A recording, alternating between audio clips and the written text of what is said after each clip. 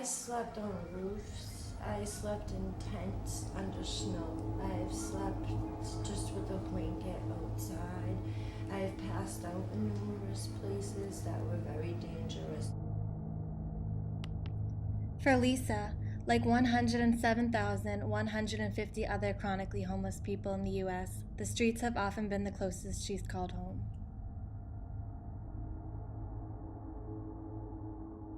I've done things that I regret, just not to be homeless.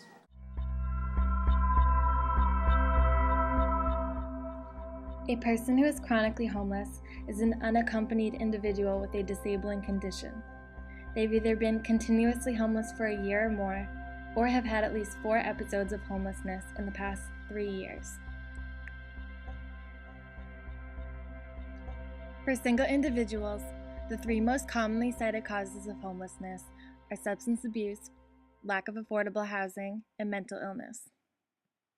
What were your 3 problems? My main problems were drugs, a very bad self-esteem, and probably picking the wrong man.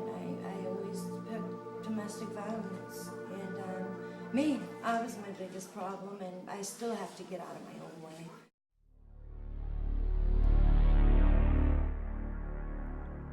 Having a disabling condition and a history of long periods of homelessness makes it difficult for the chronically homeless to see future potential or embrace recovery.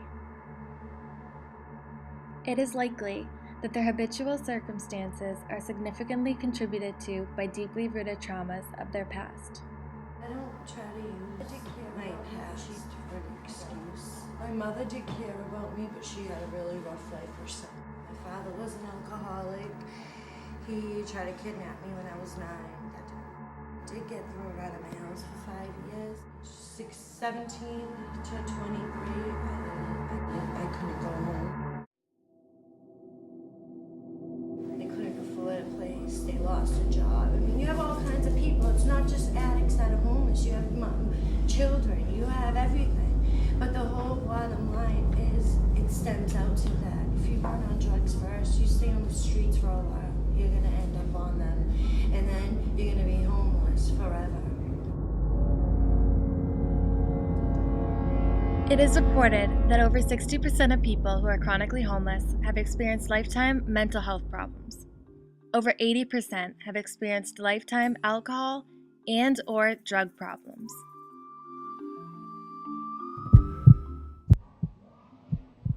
It's like this, you have stress enough. If you don't take care of your problems first off, the more problems come, the bigger they get. So now the first problem that brought you there, you can't even remember what it was.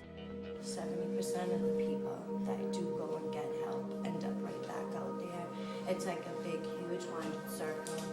And a lot of it doesn't even have to do with money. It has to do with using drugs, using and abusing drugs, and being abused. Though Lisa has managed to get off the streets, she remains vulnerable to her familiar lifestyle. To endure the pain and persistence of building her life from ground zero, she is constantly revisiting the shelters she once stayed, reminding herself of her haunting past that will always lie only within a street away.